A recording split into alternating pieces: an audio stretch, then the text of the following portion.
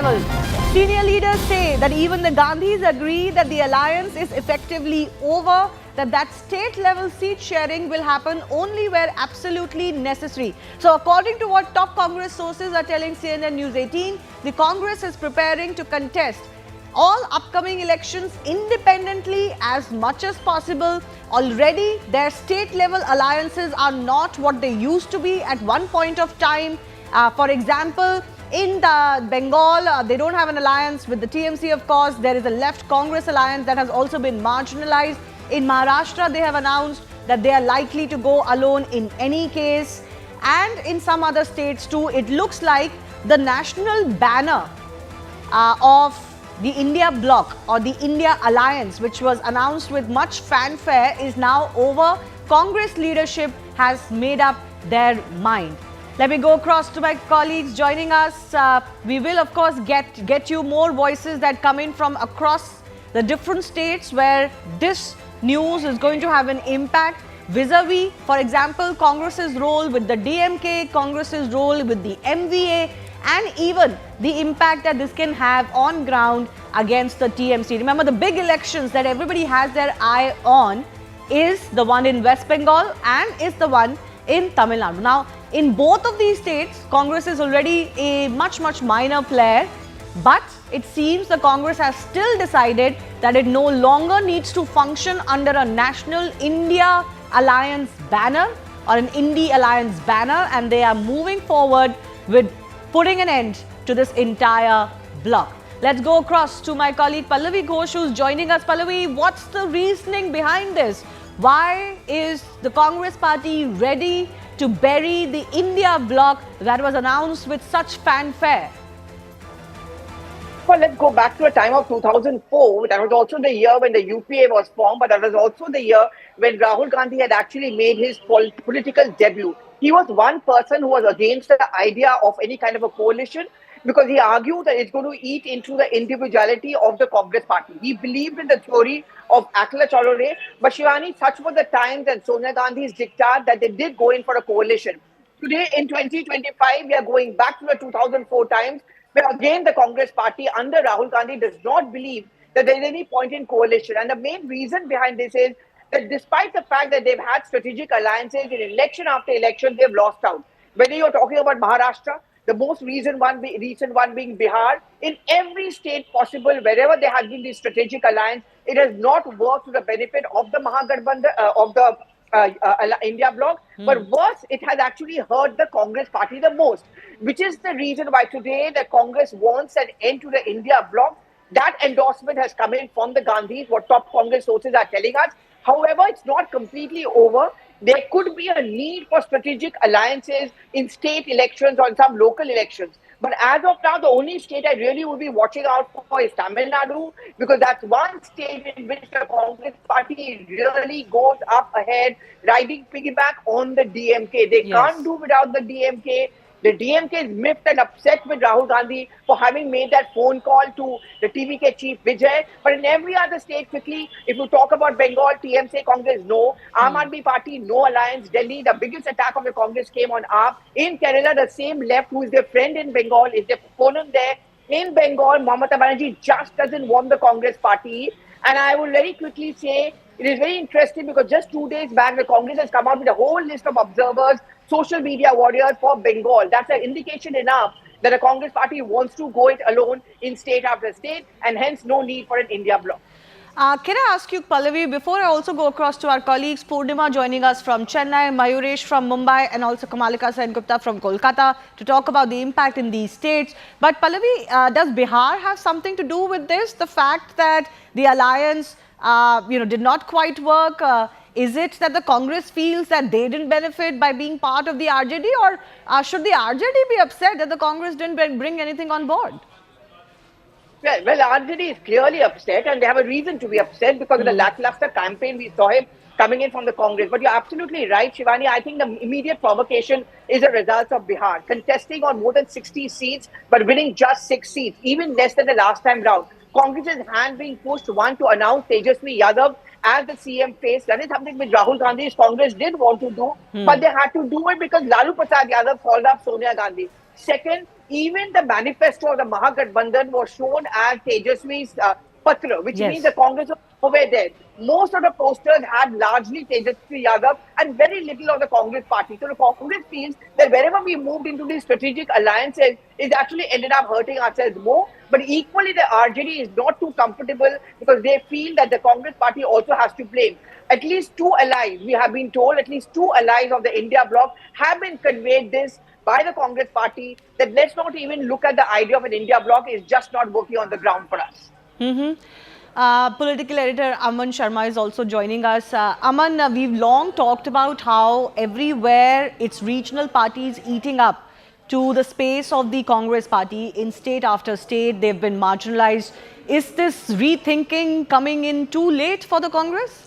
Well, Shivani, that is what, if I tell you from the BJP camp, what has always been said, that this alliance is an alliance, the opposition alliance is an alliance of contradictions. You know, one party does not agree with the other party. AAP and Congress were in one India bloc in the center, but when it came to the Punjab elections a few years back, they were fighting against each other. Same is the case with, if you see a state like Kerala, or if you see a state like West Bengal, where the alliance does not happen. So the BJP has always maintained that this is an alliance of contradictions, and especially, I think, after the 2024 Lok Sabha, where the Congress did get some gains, but still since then all the state elections we have seen that the Congress has proven to be a burden on its regional allies. As the PM has said, that Congress is like a parasite, which the regional allies, it feeds on them but does not really bring anything to the table. We've seen that in election after election. We saw that in Maharashtra, where the Congress did not perform at all. We saw this in Bihar right now, where the Congress could just win a handful of seats out of the 61 it contested. So I think for the ruling alliance, the NDA alliance, which is a very coherent alliance, on the other side, the BJP has always been saying, and India parties have been saying, that the opposition alliance is not coherent. They have many inherent contradictions, and that is why this alliance is all but over in the eyes of the NDA. Yes. So the whole thing was about all versus Modi, and we have discussed this ad nauseum whether this works. It had been tried multiple times, but now it seems the Congress is realizing this isn't working for us, and we need to go ekla chalo, as Pallavi mentioned. Purnima Murli is joining us from Chennai. Purnima, in UP, in Delhi, in Gujarat, wherever there are other smaller regional parties or new players, in Bengal, there are no alliances to speak of in any case. But the one alliance that Congress has stuck with is the DMK-Congress alliance, because the Congress needs this more than anything else. So what impact do you think this decision of the Congress leadership could have for the Tamil Nadu alliance?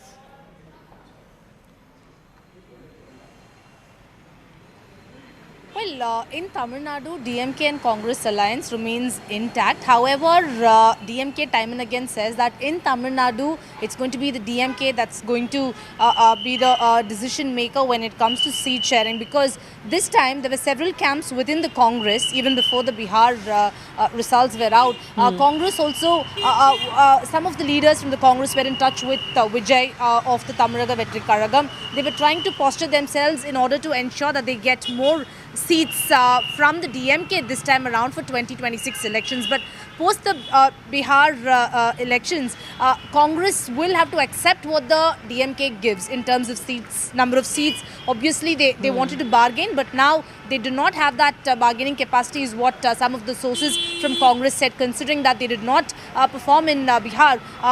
DMK once again may not give them as many seats as they wanted. So that's going to be one of the point of contention that they were predicting. But now we'll have to wait and see. So far, the DMK and sources from the DMK say that Congress-DMK alliance remains intact in Tamil Nadu, because it's the Congress that needs the DMK more than the DMK that needs the Congress. Absolutely. However, DMK-Congress alliance will continue for 2026 is what sources from both the Congress and the DMK confirm. But the number of seats that the Congress may get may reduce further, is what we are given to understand at this point in time. In Maharashtra, we've already seen that the MVA has splintered a little bit. They're not sure about their footing anymore after the results of the last assembly election. Mayuresh, already as far as local elections is concerned, most parties are looking forward to going it alone. So what impact do you see in Maharashtra? Absolutely. To understand this impact, we have to go 5 years back when the Mahavikas Aghadi got formed.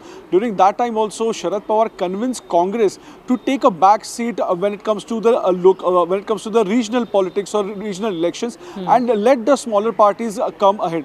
That time also, there were two factions in the Congress party whether to join the Mahavikas Aghadi or not. But finally, Pawar managed to convince the Congress. But now, if you see, just few days back, we broke the story that Congress is going to go solo in the BMC elections or upcoming BMC election. After that, Congress announced it, and today only Congress again went back to Sharad Pawar to hold talks for alliance, at least for Mumbai. So certainly somewhere it is kind of a scenario or a situation where Congress is trying to be aggressive, that they don't want any other partner in, or they don't want to go with Shiv Sena, UBT or Raj Thackeray. But on the other hand, they are looking for another partner for a city like Mumbai, which was dominated by the Congress. It seems like the central leadership and some of the state units may not see eye to eye, or at least may not be on the same page on what the Congress needs. And Pallavi, I'll come back to you on that, because just not wanting to make alliances is one thing, and many have felt that Congress should not cede its nationalistic party space to regional parties. But for that, you also need to work on the ground. Can they do that? Before that, Kamalika is joining us from West Bengal. Kamalika, in Bengal already, the TMC is not very keen to have, any of the left or the Congress on board. See, TMC has never been, with at ease with Congress, and let me tell you that before Bihar election itself, there is absolutely a stand by TMC that they are in no way going to take Congress in their alliance, because there is no strength of Congress in entire Bengal. They were a little part, they were there in Malda and Murshidabad. But, to describe Bengal's Congress and TMC equation, we have to really go back to before 2024, like 2024 Lok Sabha polls. It was Congress who initiated to have a alliance with Trinamool Congress, and there was discussion. Trinamool at that point of time gave them a deadline that 2023 by December they should decide on seats. But they failed to do that, after which Mamata Banerjee declared that she is going to do this Akla Chalo, she is going to go all alone.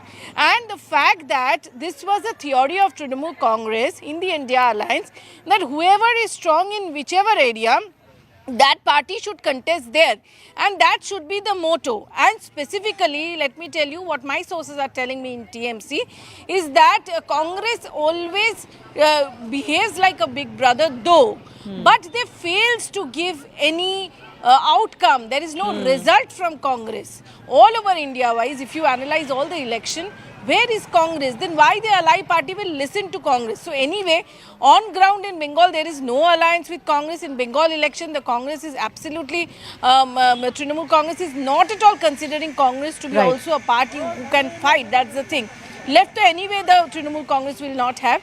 And Trinamool Congress believes, that's what we are getting from our sources, that Congress does very occasional party, and specifically Rahul Gandhi. So Mamata Banerjee is at ease with Sonia Gandhi, not Rahul Gandhi. So all these things are there. Okay. In fact, that's a good point. Pallavi, I wanted to come to you on that. One is the criticism that Rahul Gandhi is not a 24/7 politician. You cannot make, cameo appearances and disappear for large periods, not just from the campaign, but even from the country. That is a problem. So if you're going to do Ekla Chalo, somebody has to, be firmly in grip of the rein. And secondly, Congress is now accused of not really having ground presence in many of the states. So is the party willing to do the hard work to build up its cadre once again? Well, I mean, the party and the cadre learns from the top. I mean, just look in the middle of the Bihar elections. Rahul Gandhi had gone to South America. He was seen, of course, in Colombia. Then just a day or two before the counting, he was there in Abu Dhabi. The Congress workers are very, very upset about it. I mean, I was there in Bihar, and I would often notice, Shivani, for example, Krishna Alavaru, who is the state in charge for the Congress party, he was, people were upset with him. The party workers were upset with him, and he had to leave midway, even as the counting was progressing, because the party workers were gunning for him. So that's been one criticism, that these are the Delhi-brought leaders. They come here for the elections, they hold the press conferences, and then they don't go back. They don't even go and console the party workers. So is this the kind of leadership we have? The problem is that if you talk about Mamata Banerjee, she's actually said this at the press conference, and I remember very clearly that I cannot work with Rahul Gandhi, which is why after the Lok Sabha elections, and even now, you have some TMC leaders saying that it is Mamata Banerjee who should lead the India Bloc. But there has been no movement on that. So they don't care for the India Bloc. They don't even need the Congress party. And the Congress is a liability for most of these political parties. There's a sense that in Bihar, the Congress pulled them down. There's a sense with the NCP, Uddhav Thackeray Shiv Sena has gone on record to say that the Congress should learn the art of contesting and winning elections. Priyanka Chaturvedi said that. In state after state, that's the real problem. So the Congress, I would say, is being forced also to talk about the India Bloc story being over, because they know there are no takers for the Congress party. They would have to be pretty much on their own. In fact, in the first week of December, the mega rally that they are planning at Ramlila Maidan is also going to be pretty much Akla Cholore. That's on the SIR. Even on the SIR issue, you saw a camaraderie within the India Bloc during the monsoon session. I don't think it's going to be replicated in the winter session. Each one is fighting in their own way on the ground, the DMK, the TMC and all of them, which actually leaves the Congress alone. And more than that, within the Congress party, Rahul Gandhi and his group alone completely detached from the rest of the senior Congress leaders. Yes. So I just wanted to understand from you, Pallavi, this hasn't been a very long-lived alliance or formula per se. Is there a feeling within the Congress leadership that, we need to fight as the only national party alternative to the BJP, and that is one of the reasons why they feel that this whole alliance which are non-existent alliance, mind you, as you pointed out, in many states they don't exist, and in many states they have contradictions. Some of the statements of their alliance partners end up embarrassing the Congress more than anybody else, because they are the only one that have national ambitions or national presence. So do you think this is also one of the reasons? Frankly speaking, Shivani, I don't think the Congress is really left with much choice. Look, Sonia Gandhi was being prevailed upon by Rahul Gandhi that this coalition thing doesn't really work, because it's going to actually eat into the entire identity of the Congress party. But she was shrewd enough to understand that the Congress on its own cannot come to power at the center. You have to pick your enemies. And for Sonia Gandhi, the enemy number one was BJP at that point of time, which is why she wove and stitched bit by bit that alliance which came to be called the UPA. And she delivered not once, but she delivered twice. But of course, it came at the cost of the Congress party. But even then, in UPA 1 and UPA 2, I would say the Congress party obviously emerged as a big brother, because in terms of seats, they were far, far ahead of the other regional parties. Today, please, if you look at the UPA, if it still exists, it's now called the India Bloc. Where's the Congress party? It comes second to the Trinamool Congress in state after state, but even inside the parliament, who are the most vociferous voice is clearly the Trinamool Congress. In batches is the Samajwadi Party. We all have seen scenes at the parliament building where the Congress party either has been left alone when they're protesting, or they preferred not to join. All of this makes them very, very angry. The allies say you cannot pick your moments to support us. And also those statements coming in. The Sanatan Dharm comment which came in made the Congress party very uncomfortable, so they didn't want to share the stage with them. Then, Veer Savarkar issue made very Sharad Pawar as well as Uddhav Thackeray uncomfortable. They went running to Sonia Gandhi, please rein in Rahul Gandhi. It's the political unsavviness of Rahul Gandhi which actually puts the allies at discomfort, and they say, why should we pay the price for it? So it's not that the Congress party is saying an absolute no to India Bloc. It's a withering away of the bloc. But of course, many in the India Bloc also told me by way of sources that, you're not doing us a favor, but actually you're doing us a favor by saying that the India Bloc is over. Thank you very much. Okay. All right. I do thank all of you for joining us. Let's also open this up to our guests with us. Charu Pragya of the BJP, Manojit Mondal, political analyst, Abhijit Majumdar, author and columnist, and Ashwini Mishra, leader of the Congress party with us. So Charu, on natural death of the INDI alliance, I'm sure you must be very happy with this. Shivani, there was never an alliance. This is the formalization of what we have been saying for 18 long months. This is only that. And 18 months ago, I remember telling you this is merely a photo op, not an alliance. And I'll list various reasons why.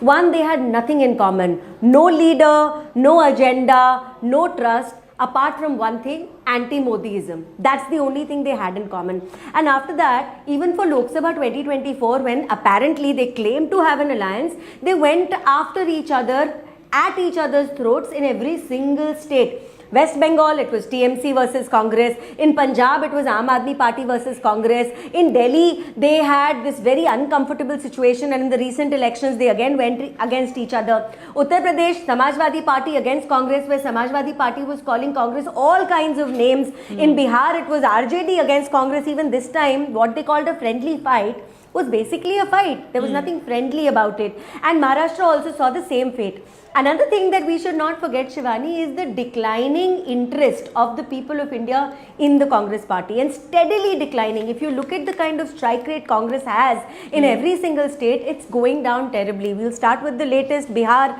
Their strike rate was barely 8 point some percent. 8 point some percent. In West Bengal in 2024 for Lok Sabha, their strike rate was 2.4. 2.4 is the strike rate of Congress party. So why is any other regional power going to take the Congress seriously? At the end of the day, what is it that people are looking for? They're looking for coordination, they're looking for trust, they're looking for a vision these parties can give for the nation in the years to come especially, and a firm belief that they will work for the benefit of the country on ground. Now, none of this has been presented by Congress, and in every single state they're against each other. So is this particularly a Congress problem that the alliances are not working, or a problem for all of opposition? But Manojit Mandal, I want to begin with you because, you know, in Bengal, in any case, Congress was not going to play. Can I just respond to that line you said, Shivani? Yes. You said that is it a Congress problem? Yes, because Congress called itself the big brother of all political parties, you know, unifying all regional powers across the country. See, in any case, DMK cannot come to Punjab and win an election, or a Shiv Sena cannot go to Bihar and win an election. Congress was the only unifying factor, and Congress is the factor which has been disintegrating, dying from the inside, and now they're just declaring it for everyone. Okay. No, what I meant was that the challenges that the opposition is facing or Congress is facing, is it Congress alone or are all opposition parties facing? But Manojit Mandal, given that in Bengal, Congress was not going to play a major role in any case, TMC does not want it on board, do you feel that, you know, just the formal breaking up of this alliance or of this INDIA formally splintering away, is this just good riddance? I don't understand why you are talking about the breakup of the alliance. That's point number one. Point number two, it was not also about Congress party. There are 22 more other parties which are equally formidable powers. They are running governments in many of the states, like Trinamool Congress, like DMK, like you have Aam Aadmi Party. So all and also to a large extent CPIM in Kerala. They are all together, and also Congress. So, you know, it's not about the Congress. It was the axis of this political formation.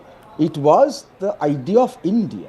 It was to fight for the cause of our motherland, which is deeply threatened by a fascist party and the fascist dispensation in the form of NDA. And my good friend from BJP might be laughing, but it's the same alliance which reduced them to 240. And अब के बार 400 पार हो गया था madam No. Hang on. It's the same alliance which created history in India. Yeah, finish and then I will come in. Of course, Mr. Mundal. One by one. Finish, then I will speak. Yes, Manojit ji, I just had a intervention to make. You are saying this alliance wasn't about Congress alone. You're right about that. But you're asking me why we're discussing it, because top Congress sources have told CNN News18 that the Gandhis themselves and the Congress leadership themselves feels there is no need for this alliance anymore, and they are going to go solo wherever it is possible, as much as it is possible. But you make an interesting point that this alliance wasn't about Congress alone. So will the INDA survive and do its own thing minus the Congress now? No, there is no question of making them minus, because there is no formal announcement from their side, right? Okay. They are, but the point that I mean, my good friend BJP, please don't jump the gun. If you are so confident about your position, do not have to speak too much, right? Let us have our say. This is also democracy. This should be practiced even in TV studios. The fact remains that the BJP was, everyone predicted 400 plus. Including Youth Channel. Look at the exit polls of 2024. What happened? They could barely win. Had this alliance, Can I respond to that? Charu, one second, please. This moral victory is going to sail them through their entire life. You are the victorious. You are the vanquisher. We are the vanquished. Let us have our say, right? Okay, but 2024, with the due respect, Manojit Mandal, it was a year ago. Since then, many feel that whatever setback that the BJP had received they have recovered from it, and we can't live in a world of 2024 results alone, right? Certainly the Congress doesn't feel like it. I think that 6 months down the line, you'll get the answer from Kerala, from West Bengal, and who knows, from obviously from Tamil Nadu. You'll understand that oppositions will be winning. I'm Yeah, saying it but from these now. are Where is states where BJP the in Kerala? opposition Where is already is BJP in winning. Kerala? So it's not going to be Where a is setback BJP? for the BJP, if not a chartering forward. But I have Ashwini Mishra, leader of the Congress party, with me. Ashwini ji, do you feel that the Congress leadership is right in assessing the fact that, you know, these alliances with local parties or regional parties only end up cannibalizing the Congress? The Congress needs to go alone. Shivani ji, I think everyone should stop speculating. We were Akhand India and we are Akhand India. We are in alliance, and this alliance was not about, as Mr. Mandal said rightly, it was not about Congress or TMC coming together. It was an alliance against the atrocities of the current government on the people of the country. It is the war of the ideology where BJP talks about the 10% of the privileged Indians, and the rest of our alliance talks about the 90% of the unprivileged Indians and talk about the social justice. So Can this I alliance please? was about Okay. the idea of social justice. This idea was Charuji, you are a good friend. You have been quite rhetoric. Let me finish my point, and then you can counter me. There's no problem in that. So I think we should stop speculating about alliance being non-existent. Okay. However, understand this alliance idea was to fight against the BJP and the NDA. So that we have been doing, we will be doing in future as well. I don't think we should speculate on any such information, because I don't know about your sources and I don't know कि आपको आकाशवाणी कहाँ से हुई है. So Ji. let's not speculate on it. Okay. Well, we do have very highly placed sources. Can I come in, please? Charu, let me just bring in Abhijit as well. He hasn't spoken, and then I'll try and come back to you. Abhijit, Sure. we do Yes, have highly absolutely, placed and then after Congress that. sources Thank who you. are telling us that the Gandhis are pulling the plug, especially under the leadership of Rahul Gandhi. He doesn't feel that this helps the Congress. In fact, many experts, many of those who have watched the rise and decline of Congress have felt that actually these alliances or Congress ceding space to regional allies doesn't work for it. Your thoughts? No, I think, I mean, if this news, I'm sure, I mean, I have full confidence in what we are reporting on CNN News 18, and if this is right, then it is a bit rich for the Congress to pull the plug on anything, no?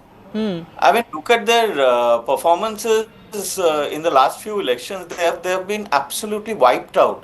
So there is, and I agree with Monojit, the alliance, the India alliance, was not about Congress and other smaller regional parties coming together to sort of prop up the Congress. There in these states, for instance, in West Bengal, in Tamil Nadu, where elections are coming up, even in Kerala, the left has won unprecedented second time last time, and this time Congress victory is not certain at all. So the Congress, whether it finally happens or not, there is absolutely no doubt that the Congress will have to introspect after what has been happening. Let us take ourselves back to 4th of was it 4th of June or July, when 2024, when the elections June. So 15 or 16 months have passed. Just think about where Congress was standing then.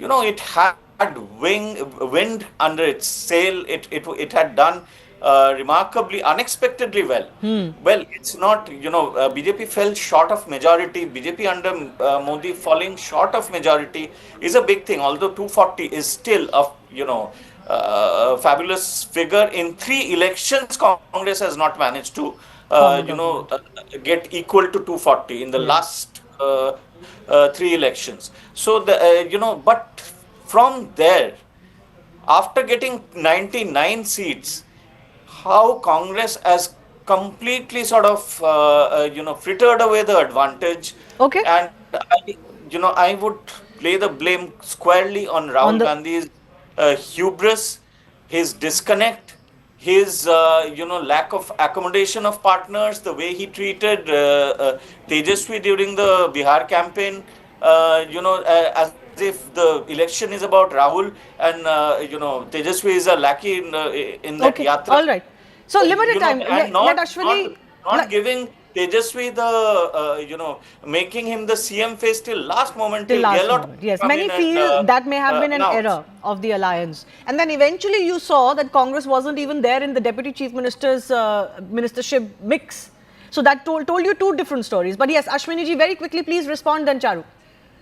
So I think post 2024, even before 2024, election commission was helping a lot to the kind of win BJP was doing. But I think post 2024, the scale has amplified, and that has been evident. So let's not put blames on blank blames on Rahul Gandhi or any political leader when there are evidences of how our election commission is compromised and working an agent. Let's not get into that debate. I don't want to get into that debate, but I think there is an introspection required at every level, even within the people on this panel. Okay. All right. Charu, 30 seconds. Can I come in? Sir, 1 second. Charu. Permanently, Congress is defeated at the ballot. And when they get defeated at the ballot, they clutch at straws and they blame everything except their own system. They are refusing to acknowledge the fact that every single leader in the Congress, I can list like a dozen of them right now, have blamed Congress's efforts for their loss in Bihar. Sir, you'll do well to notice that if you ever want to do better in the future. You were also talking about 2024. 2024 saw the coming together of the greatest alliance our country has ever seen, right? It was so great apparently that you even gave it a name. What was the end result? And no, I was not speaking in rhetorics. I was giving you facts and figures and I was asking you straight what happened in West Bengal. Even right now, both the parties which contest against each other in West Bengal are sitting here and they have the audacity to still call themselves an alliance, Shivani. That is laughable. We've discussed this, what the dynamics of these... in the upcoming Vidhan Sabha. We've discussed the dynamics of this alliance. Manojit Mandal, could it just be... facade, and could it just be a natural death of an alliance riddled with contradictions? Manojit, 30 seconds, please. You please do not forget that the name was given by none other than Mamata Banerjee. The Indian name, it was her brainchild. She made it very clear. So, I mean, if Congress party is one of the partners, a very important And she wanted to be PM, as did everyone else. Mamata Banerjee PM face, Akhilesh Yadav PM face, Rahul Gandhi PM face, Arvind Kejriwal PM face, Uddhav Thackeray PM face. I have limited time. Charu, thank you. Limited time. Yes, Manojit Mandal. Other bigger players, it's not about BJP and Congress, it's BJP versus the rest of India. Okay. And you don't talk about morality, please. Nitish Kumar was your enemy 2 years ago. Chandrababu Naidu, you jailed Chandrababu Naidu 2 years ago. Please do not talk about political morality, Madam BJP. Okay, all right. 3 years ago, he was with us. I have to leave it at that. I do thank all of our guests for joining us. Moving on, days after that deadly Delhi terror attacks, some within India have come forward to sympathize with the terrorists, trying to highlight external factors that possibly drove the likes of Umar Nabi and others to take this drastic step. Congress MP Imran Masood, for example, has alleged that the government wants to destroy Muslim universities because of the action that is taking place at Al-Falah University, and that Dr. Umar Nabi was just a misguided youth. PDP Chief Mehbooba Mufti has said that Kashmir's woes are being expressed in Delhi and that the blast was a result of the problems they face in Kashmir. Congress leader Hussain Dalvi called the attack repercussions of injustice in Kashmir. He even went on to question the timing of the blast and demanded a probe. And PDP leader Iltija Mufti also has now said that Kashmiris are trapped in a vicious cycle and that all Muslims will be vilified because of actions of a few. But can the sympathy card work anymore? Can it be justified? Congress claims the bomber Dr. Umar Nabi was a misguided youth, but the truth is he was a doctor, he was a highly educated professional, but also a highly radicalized one. Congress says the crackdown by agencies is an attempt to destroy Muslim universities, but the reason of this crackdown is misappropriation of funds that have come out. And should the government not investigate a university where multiple of their employees have come under the scanner of a terror probe? The PDP says Delhi blast is a repercussion of injustice in Kashmir. But do you remember this Umar Nabi 2-month-old video? In that video, he's not talking about injustices. He's not talking about Kashmir. He's giving a religious justification to his actions. So these terror apologists are back out in the open. But does the sympathy card work anymore? Our special guests are joining us in just a bit.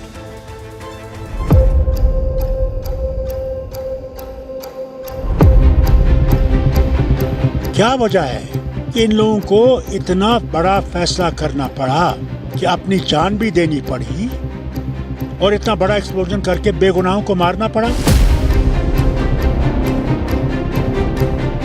ये भटके हुए नौजवान है, ये भटका हुआ दिमाग है। भटका हुआ दिमाग इस्लाम की सही तस्वीर पेश नहीं कर सकता।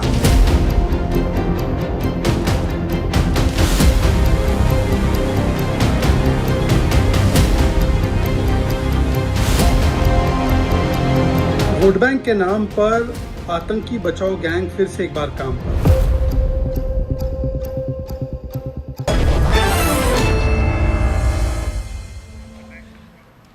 I want to go across to our guest joining us. Feroz Bhakt Ahmed is former Chancellor of Manu University, and also Zafar Sareshwala, who's also former Chancellor of the university. I do thank you both for your time.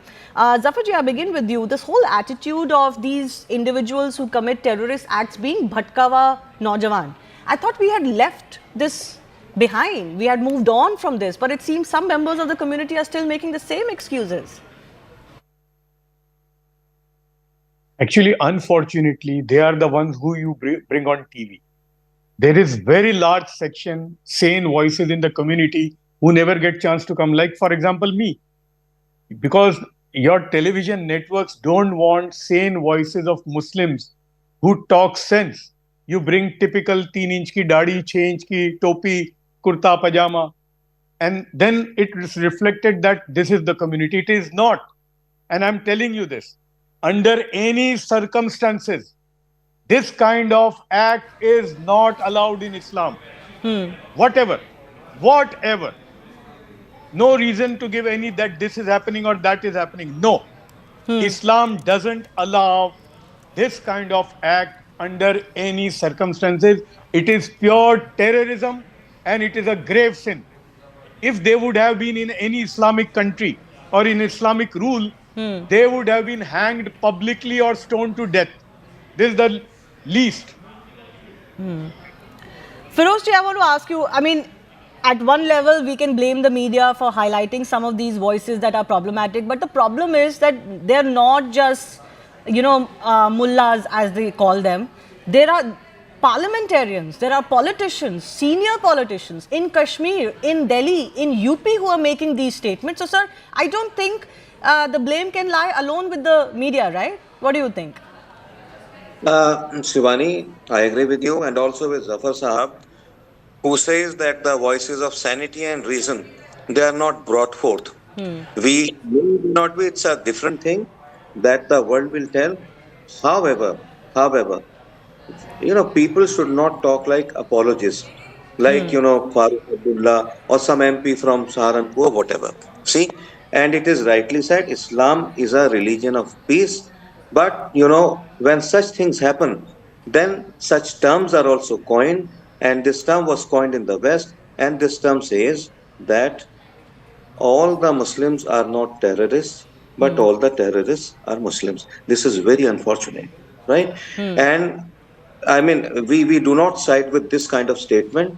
But to say that these are the people who are wavered, bhatke, basic thing is that people who have their say in the society, people who actually try to balance on all the sides, these people should be taken into confidence. They should be, in fact, guiding the entire community, though we are not the thekedars of the community.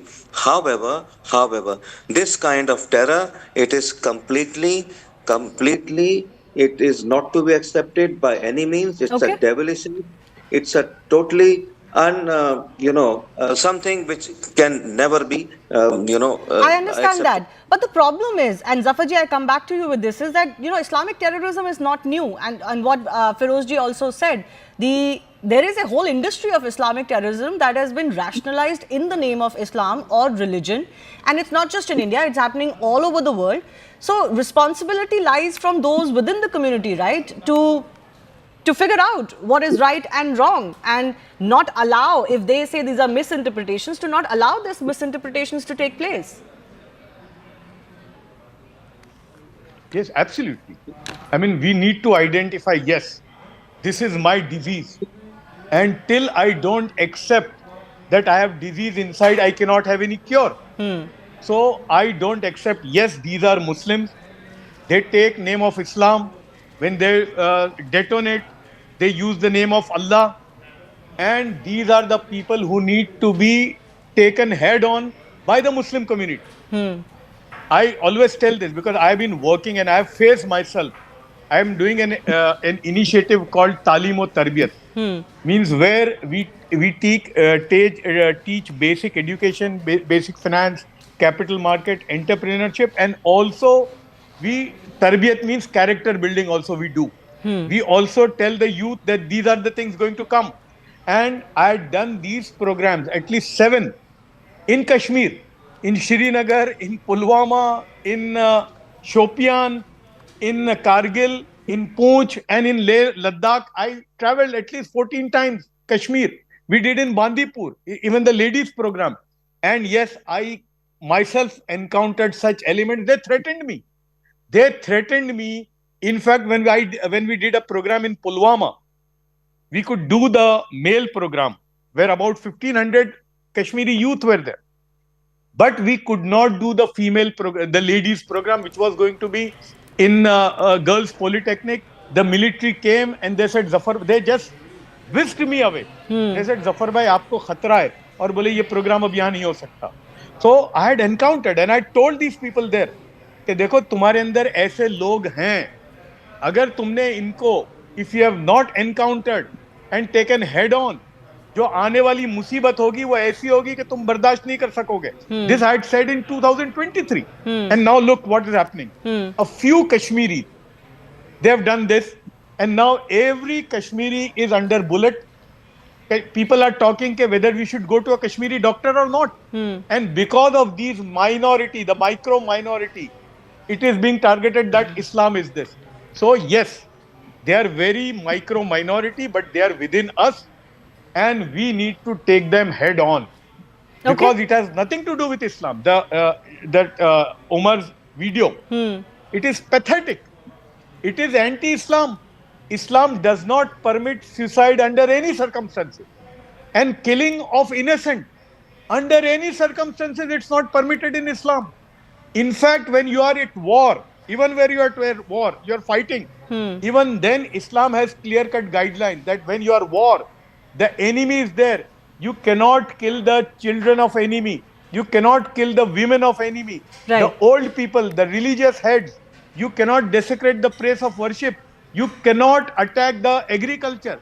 So even in war, and there is a hadith of Prophet which says that वो हम में से नहीं जिसके हाथ से और जिसकी जुबान से लोग महफूज ना रहें. It's not about Muslim. So these people are misusing the Islamic and taking cover under Islam. So it is our duty now. Okay. We cannot keep quiet. So only condemnation will not be enough. But the problem is you're talking about a minority, a micro minority that has overtaken the entire image of the Muslim community all over the world.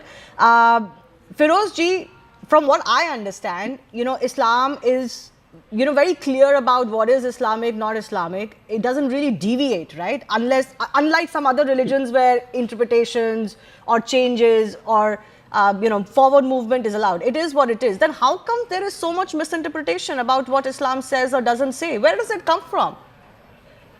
True, Shivani. Let me tell you one thing.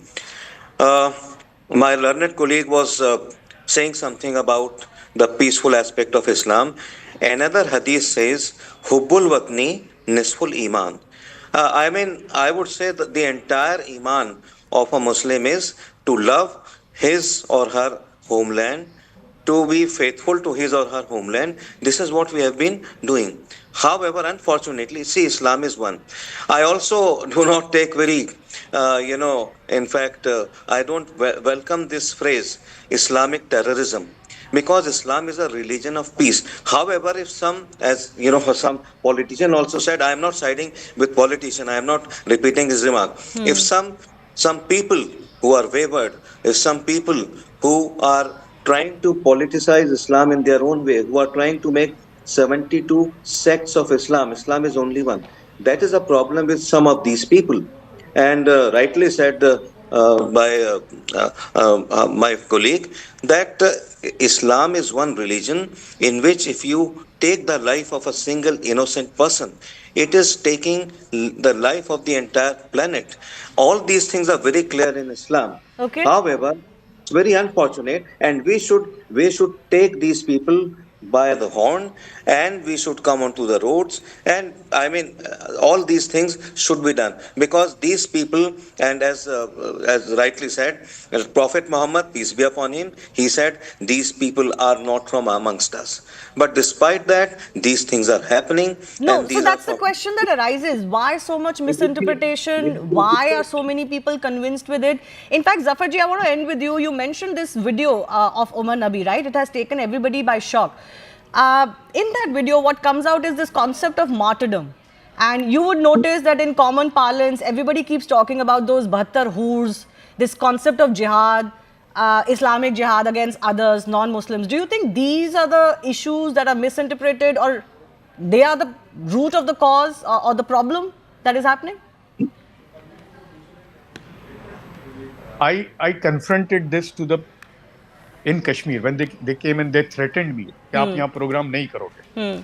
So I said कि मैं border line. This is what I told them. So somebody said यार आपके जैसा मर्द हमने नहीं देखा. ये श्रीनगर में. I said मेरी border line ये है कि देखो ये program तो होगा. Education to entrepreneurs we did in Sher Kashmir Convention Center. Okay.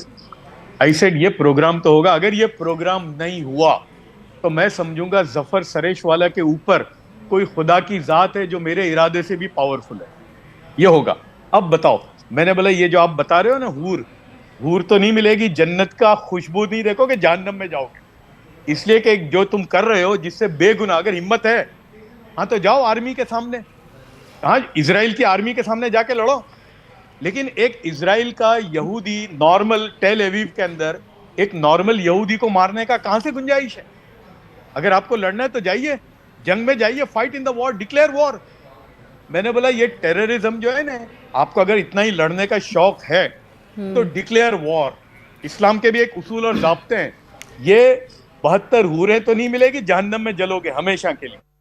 तो yes, long like for example there is very prevalent in both the right wing and also the jihadi. It is a concept called Ghazwa Hind, Hadith of Ghazwa Hind. Now this is a false hadith. This hadith is false, and it was argued more than 1,000 years back that this hadith is false. Darul Deoband has written a book on it, but unfortunately what happens कि वो जो है वो आता नहीं है, जो गलत चीज आ जाती है.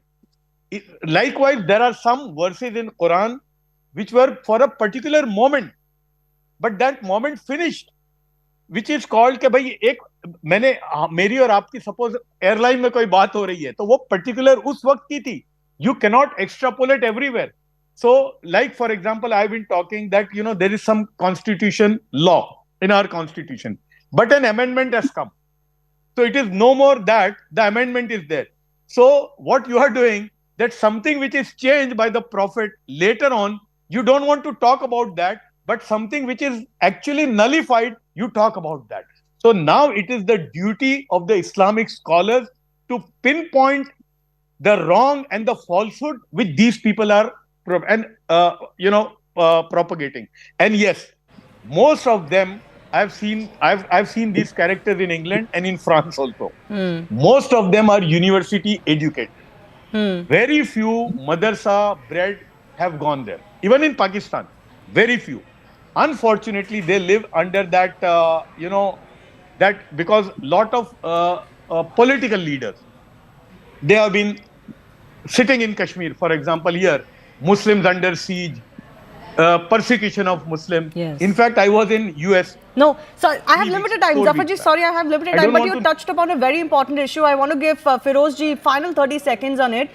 Is the polity of our country also to blame for this? Because they keep spreading this idea of Muslim victimhood and perpetuating some sort of response to that victimhood, as Kashmiri politicians are doing today. So very quickly, 30 seconds. No, you see, we have to move away from the vote bank politics. And finally, in the words of Prophet Muhammad, peace be upon him, and this message is very clear, हमको हमारे नबी ने ये बात बताई है कि दुनिया में रहने वाले सभी भाई भाई हैं. We are all brothers, no matter what caste, creed, religion we belong to, according to Islam, according to the Holy Quran. And Allah is Rabbul Alameen. He is not the God of only Muslims. He is the God of Hindus, Sikhs, Jews, Christians, everyone. And Prophet Muhammad, peace be upon him, he is actually Rahmatul Lil Alameen, blessing for all. This is what all Muslims have to follow. And unfortunately, if these things are happening, which happened in Sharm el Sheikh, in Indian Parliament or Red Fort, I mean, this is not something which is Okay. Islamic at all. So But time unfortunately, for Muslims to come together and reclaim what is their religion, because these actions keep happening. There are justifications given for them too, and it's not just in India; it's happening all over the world. Something possibly needs to be done from within the community. I do thank both of you for joining us. Time for a very short break. The Right Stand is coming up after that.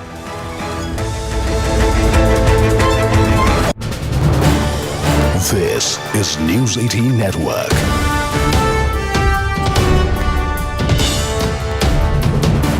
India's largest news network.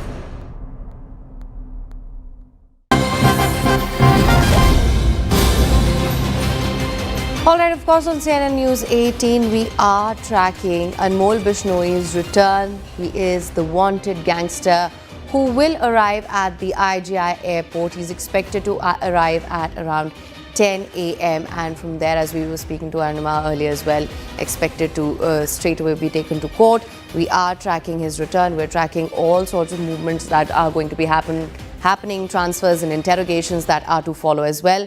For more on this, we have Anshul live with us. Anshul, thank you so much for joining us. Of course, this is what we are hearing right now, that he's been removed from the United States. He's expected to arrive at IGI at around in about 45 minutes from now. What can you tell us? Well, yes, Anmol Bishnoi, along with other illegal immigrants in the United States, have been deported from the United States, and it is expected that the flight will land over here in India at approximately 10 a.m. Then the immigration processes will happen, and by 11 a.m. it is expected that the NIA will actually go ahead and formally arrest him. Post that, he will be taken to a hospital where the initial medical checkup or the medical legal certificate would be made, and then eventually he will be produced in front of the Patiala House Court, where the NIA will seek further custody of Anmol Bishnoi, because remember, there are several cases that are being investigated against Anmol Bishnoi. One of the cases that is being investigated is by the NIA of the larger terror nexus that had come up, and how these gangsters who were operating from across the border were actually involved in carrying out several criminal activities out here, specifically in North India and also in parts of Mumbai.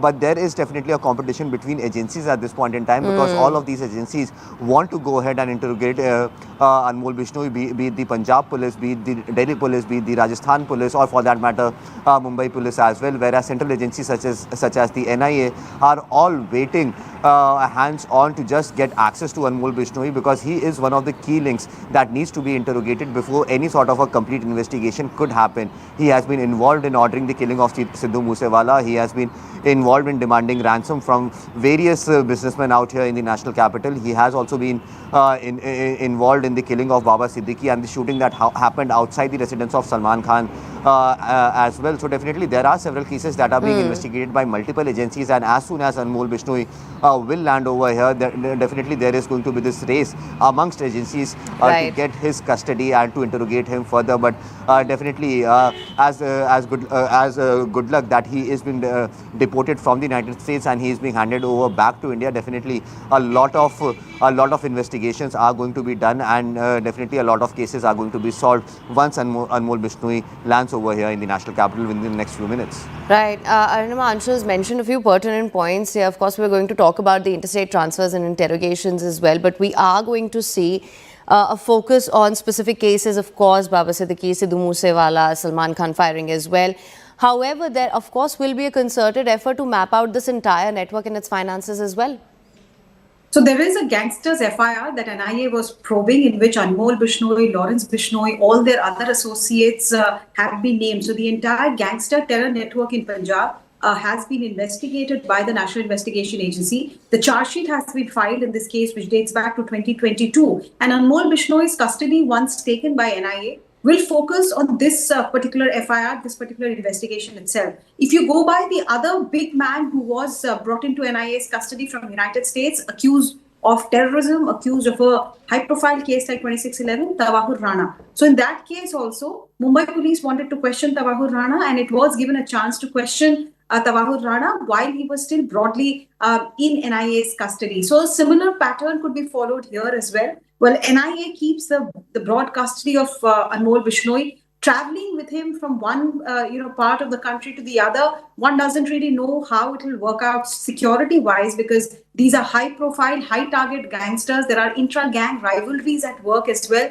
Goldie Brar is a player in Punjab along with the Bishnois, who originally come their support base is Rajasthan. So one will have to really see how the considerations are kept in mind. But the security agencies are definitely upbeat that Anmol Bishnoi's custody for NIA will unravel who are the other players in this. Already NIA has managed to carry out searches across Delhi NCR, Uttar Pradesh, Punjab, Rajasthan, Gujarat, to hunt out everyone who's supporting the Bishnois, supporting the Goldie Brar gang, essentially supporting this gangster terror network. But getting Anmol Bishnoi into custody will unravel whatever loose ends are still there as far as investigation goes. All right. Arnima and Anshul, thank you so much for joining us for all this information. Right now, we're of course going to be tracking all the developments closely. This is News 18 Network.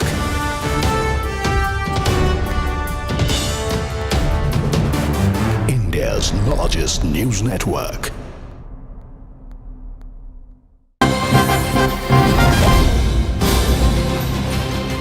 All right, of course, on CNN News 18, we are tracking Anmol Bishnoi's return. He is the wanted gangster who will arrive at the IGI airport. He's expected to arrive at around 10 a.m. and from there, as we were speaking to Arnima earlier as well, expected to straight away be taken to court.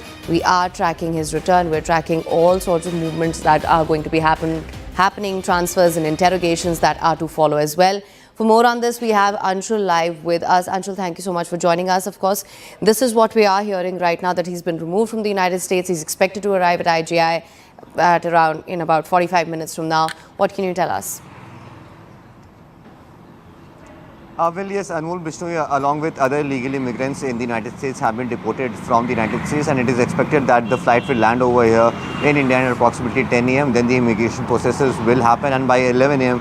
it is expected that the NIA will actually go ahead and formally arrest him. Post that, he will be taken to a hospital where the initial medical checkup or the medical legal certificate would be made, and then eventually he will be produced in front of the Patiala House Court, where the NIA will seek further custody of Anmol Bishnoi, because remember, there are several cases that are being investigated against Anmol Bishnoi. One of the cases that is being investigated is by the NIA of the larger terror nexus that had come up, and how these gangsters who were operating from across the border were actually involved in carrying out several criminal activities out here, specifically in North India and also in parts of Mumbai. But there is definitely a competition between agencies at this point in time, because all of these agencies want to go ahead and interrogate Anmol Bishnoi, be it the Punjab police, be it the Delhi police, be it the Rajasthan police, or for that matter Mumbai police as well, whereas central agencies such as the NIA are all waiting hands on to just get access to Anmol Bishnoi, because he is one of the key links that needs to be interrogated before any sort of a complete investigation could happen. He has been involved in ordering the killing of Sidhu Moosewala. He has been involved in demanding ransom from various businessmen out here in the national capital. He has also been involved in the killing of Baba Siddiqui and the shooting that happened outside the residence of Salman Khan as well. So definitely there are several cases that are being investigated by multiple agencies, and as soon as Anmol Bishnoi will land over here, definitely there is going to be this race amongst agencies to get his custody and to interrogate him further. But definitely as good luck that he is being deported from the United States and he is being handed over back to India. Definitely a lot of investigations are going to be done, and definitely a lot of cases are going to be solved once Anmol Bishnoi lands over here in the national capital within the next few minutes. Right. Arnima, Anshul has mentioned a few pertinent points here. Of course, we're going to talk about the interstate transfers and interrogations as well, but we are going to see a focus on specific cases, of course, Baba Siddiqui, Sidhu Moosewala, Salman Khan firing as well. However, there, of course, will be a concerted effort to map out this entire network and its finances as well.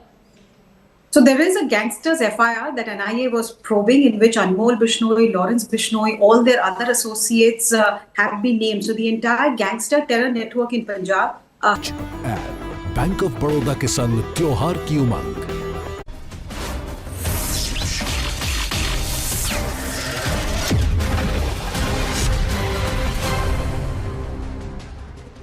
Namaste, Jai Hind and welcome to this edition of The Right Stand. I'm Anand Narsimhan. The Sabarimala Sri Dharmasastha temple dedicated to Lord Ayyappa is the most famous and prominent among all the Shastra temples in Kerala. Located in Pathanamthitta district in Kerala, the Sabarimala Sri Dharmasastha